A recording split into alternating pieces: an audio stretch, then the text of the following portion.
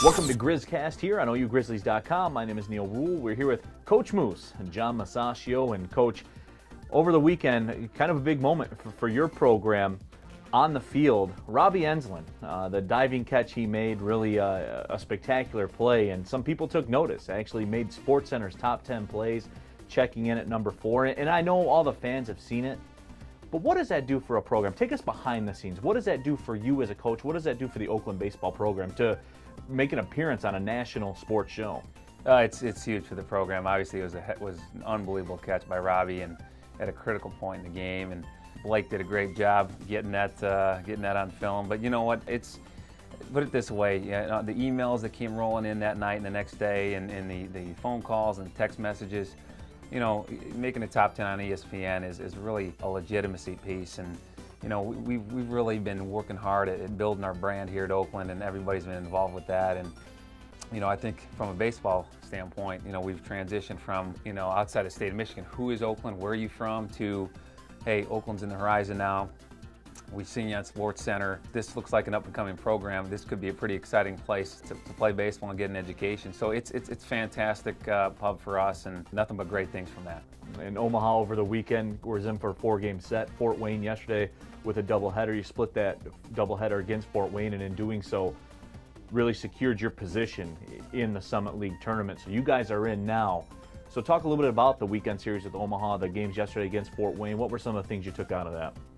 Well, going back to the Omaha series, you know, obviously they're in first place for a reason. You know, they don't beat themselves. They really swing the bats, and they pitch it. They throw a lot of strikes. It's just a very good, fundamentally sound baseball club. And you know, we had our chances. Without a doubt, we had our chances. Particularly the final 3. I thought our starting pitchers did a fantastic job holding down, again, an outstanding hitting team.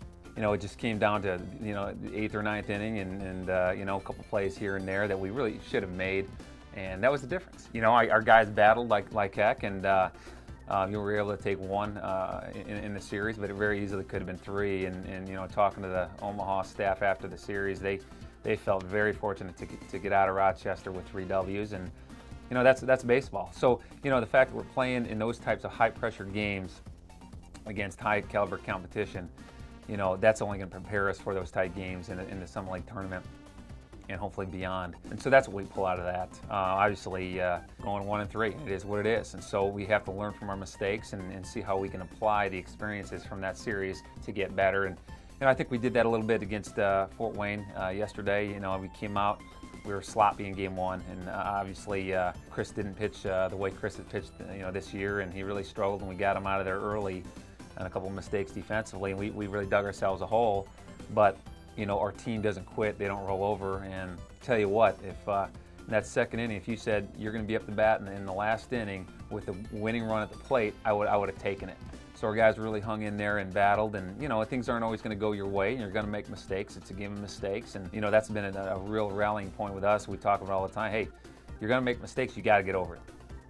And if you don't, you're simply going to make more, and you're going to be hurting the team. And so that's the mental and emotional intelligence and mental and emotional maturity that we've been working on very, very hard with this team on an individual and team level, because it's a great group of guys. They work hard, and I think they set the standard so high for themselves sometimes that it can knock them off balance when they you know, have a tough game or tough at bat, and you know, you have to be resilient. And so I think we're coming with that, and again, it's a great group with a lot of talent, and anything's possible here with the last weekend and the tournament coming up. And this weekend, Western Illinois coming in.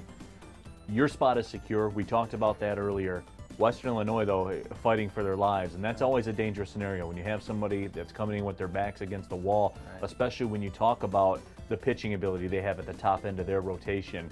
This Western Illinois team, they've got to win. They want to secure their spot, too, so you're going to be up against it this weekend. Well, there's no doubt, and you're right. We talked about that yesterday, and we were facing basically a corner rat in Fort Wayne. They had to come in here and try to steal a game and win a game, and they did that, and I tip my cap to them. They did a great job. You know, Western Illinois has a lot of talent. They're very talented. I said that at the beginning of the year, and they have a very good coaching staff. Ryan Brownlee does a great job over there, and so they're going to be ready to play baseball, and you're right, they're going to be fighting for their lives. Obviously, you know, we're going to be out there, we're going to be doing, you know, trying to, you know, win every game, but there's also a bigger picture, as you and I talked about yesterday after the game, and and that's making sure that we're prepared for the tournament. I really, obviously, number 2 seed looks great on paper, and it means we have a few more wins under our belt. But at the end of the day, we want to win games, but we also want to position ourselves to make sure that we're healthy, that we're rested going into this tournament, and we have our pitching lined up. So, we have a lot of goals this weekend. Winning is obviously one of them, and lining up our pitching staff, getting healthy. I wouldn't say we're cornered rats by any stretch, but we're definitely going to come out and play extremely hard, and we're going to play to win. All right, Coach, we appreciate the time as always. We'll catch back up with you next week before the Summit League tournament. We'll get your thoughts on the brackets, how everything sets up, and we can't wait. Sounds great, Neil. Thanks a ton.